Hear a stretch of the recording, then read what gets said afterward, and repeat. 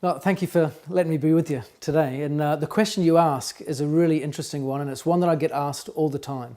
And that is, why Nikken? Why am I here with Nikken?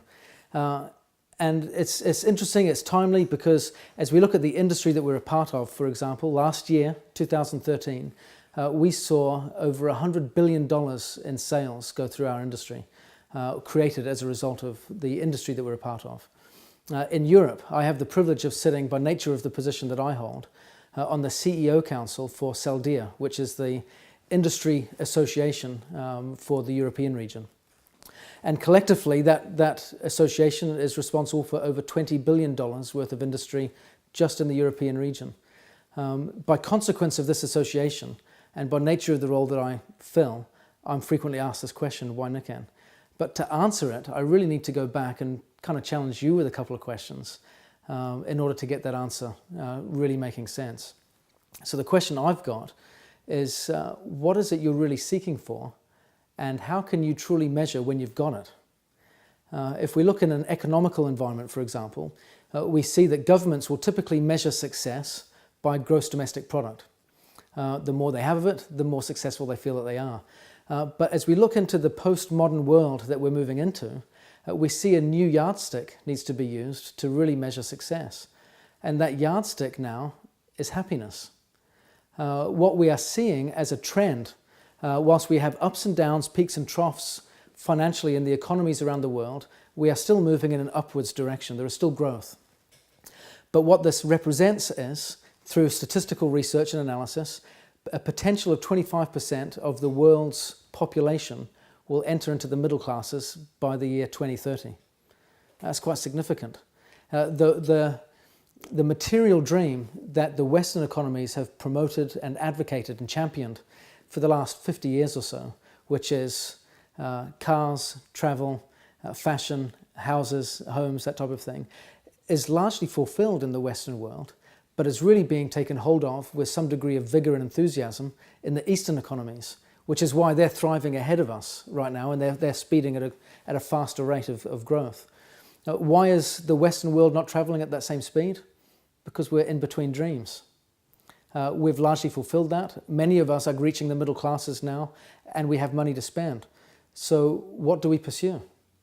What are we seeking? All of a sudden, that gross domestic product becomes less and less relevant when it is so readily available.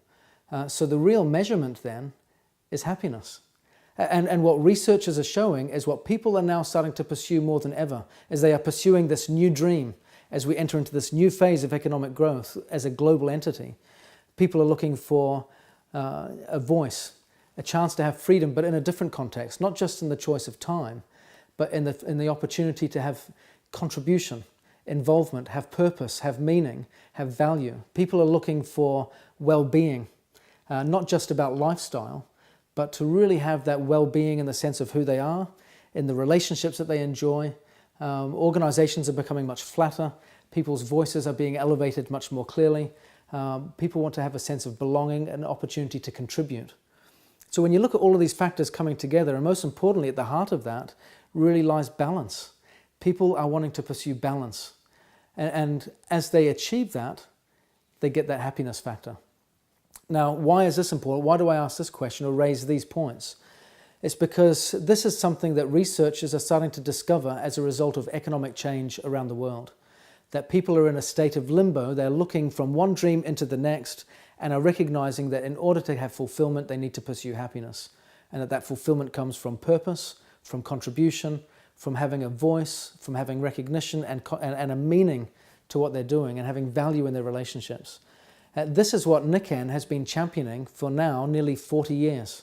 This isn't something we've been doing because it's a fad, because all of a sudden that's what other companies are doing. This is what has been at the very core of our DNA. A lot of people have all sorts of different formulas as to how to measure a good network marketing company. They might say, look at the executives of the company, look at the compensation plan, look at the products. I say you've got to look much deeper than that. You've got to look at the real DNA of the organization and ask, what is their purpose? What is their instinctive why? Our instinctive why is to help human beings become their very best. We call it humans being more. We seek after and help to promote and advocate balance across what we have as the 5 pillars of health: healthy mind, a healthy body, healthy finances, healthy community, and of course our healthy families.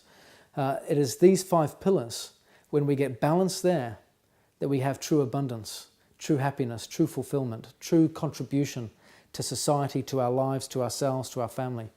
This is what matters. This is what Nikken is all about. We've been championing it for 40 years. We'll champion it for the next 40 years and beyond. And that is why I want to be part of Nikken.